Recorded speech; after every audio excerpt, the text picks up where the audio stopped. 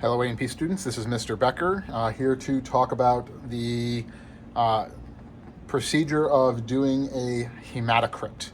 All right, so this is one of the primary tests that gets done in a complete blood count. This is an isolated test. Many hospitals use a method that is much faster than this, but it gives the background for how this number is calculated. All right, so to be able to do a hematocrit, we need a hematocrit centrifuge, shown right here. We're going to need a hematocrit tube reader as well, along with a sample of blood. All right, so we are using something called Hematocrit. All right, so this is heparinized sheep blood, and it's been sterilized, so that way it's perfectly and completely safe for us. So we don't have to worry about any bloodborne diseases or anything along those lines. All right, so to be able to run this particular test, we need to add the blood into a specialized tube. All right, this is a microcentrifuge tube, and it's an open-ended tube, and I'm going to zoom in on it so you can see exactly how small it is. You can see it's open-ended.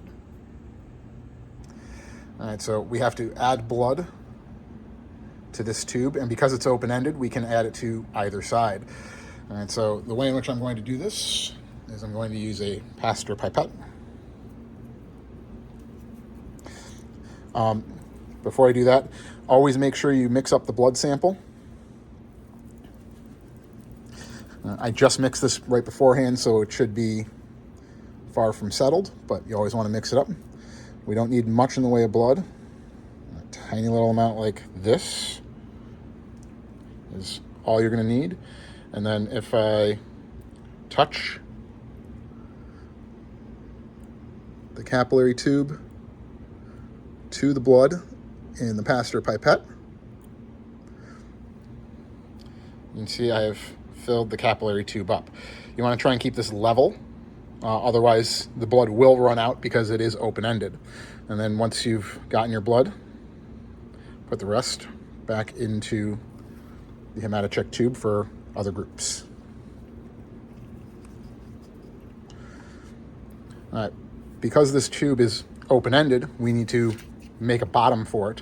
So the side that I added blood to is the bottom. And to do this, we're going to use Critaseal. It's a waxy substance that seals to glass and will create a bottom for us. The way in which we want to do this is we're going to take the tube and very carefully, without pushing on the end, we're going to push it into the Critaseal. If you can release the tube like that, you've done it properly. Do not push on the tube with your finger like this. That is an excellent way to snap the tube and then end up with glass embedded in your finger. All right. Once you pull it out, once again, let me kind of zoom in on it. You can see that there is now a white waxy plug on one end of the tube, and we are going to make that the bottom as we stick this into the hematocrit centrifuge. All right, so when we do this, Mr. Becker or Dr. Newberry will take you through how to load the hematocrit centrifuge. We have 3 tubes that we will be doing, and we have to balance them properly. All right, so I've already balanced the hematocrit centrifuge with the appropriate tubes.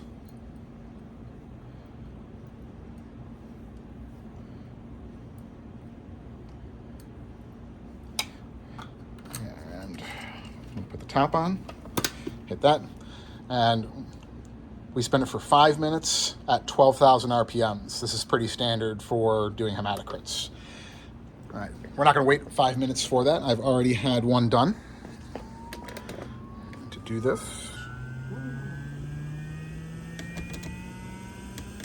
this is our hematocrit centrifuge tube reader.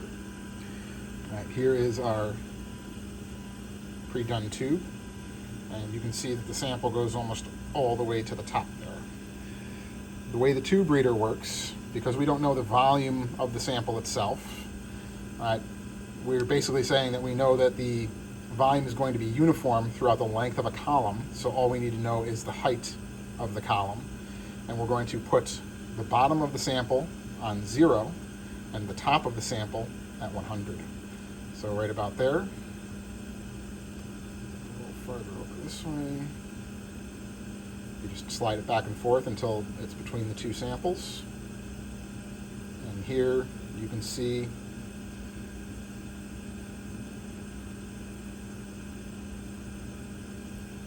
my sample is sitting at about 46 to 48% or so. All right, so which is perfectly and completely normal for a sample like this. All right, so this is how we go about making and then reading hematocrits. You'll have two samples from two individuals that we will be looking at, and you will be telling me what their hematocrit percentages are and whether this is high or low for a human in lab.